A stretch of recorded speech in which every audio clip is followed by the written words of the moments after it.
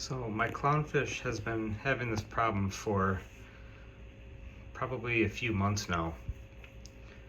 After every time he eats, he gets bloated visibly and then struggles to stay down in the water column.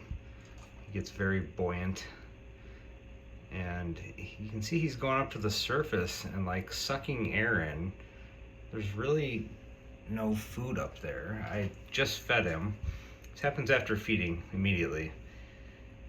And I make sure to soak the food in water ahead of time before feeding the tank so the food sinks. I make sure to get the food all down into the water column so it's not floating at the surface, so he's not coming to the surface for food and taking in a bunch of air and getting bloated that way. I've tried feeding slow, just a little bit at a time, and nothing seems to really help. I even read online that someone suggested, or a lot of people actually suggested, using a raw pea, like a frozen pea, and feeding that to the fish to help with constipation. The fiber in the pea is supposed to help with that, I guess, but I've given them bits of pea, take the shell off and defrost it and chop it up real small and feed him bits of pea, and he gobbles it right down, and he's always very quick to eat, always has an appetite and always begging for food. I even switched my frozen food. I was doing Rod's Reef frozen food for about a year and a half, and he developed this problem, I don't know, about a year and 2-3 months ago. And then I switched to LRS Reef Frenzy because I noticed it had higher fiber content. So I've been feeding the LRS Reef Frenzy for about 2 months now and haven't noticed a difference with that.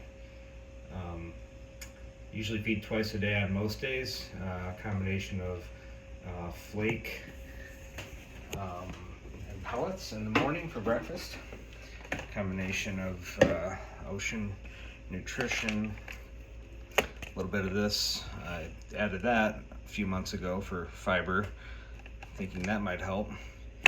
And this marine S Hikari has been a staple in their diet for probably a year now. So that's what they get for breakfast, and then the LRS Reef Frenzy for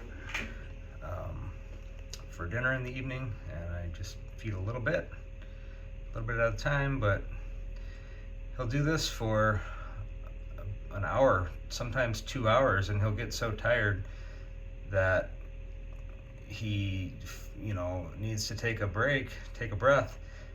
So he'll go underneath the anemone and float upside down to keep himself down in the water column once he gets tired of doing this, fighting it.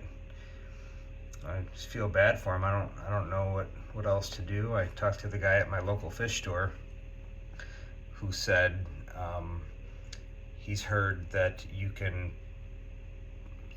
poke their belly or something with a needle to puncture it, but he didn't know all the details. He didn't claim to be an expert on it. He said he just heard that from somebody that could possibly help. But yeah, you can see he's getting tired, so now he's using that anemone to keep himself down in the water column. Poor guy. I just feel bad for him. He's got to be uncomfortable, but I don't know what to do. Had the fish for 2 years. Got him from my local fish store, and he was already pretty big. He was not much smaller than this when I got him, and he was an unknown age at the time. I think what the story was is somebody was getting out of the hobby or for some reason rehoming some fish, and gave the fish back to the local fish store in which he originally bought the fish from. But I mean, he's always looked really healthy. He's never had any diseases. The tank's never had any diseases, no ick, no velvet. You can see he's got a nice coat on him. He's got good color. You know, the Springer Eye Damsel and the Diamond Goby have been in here for, well, the Damsel 2 years now, and the Goby a little over a year, I think. They're both doing good. So yeah, I don't know.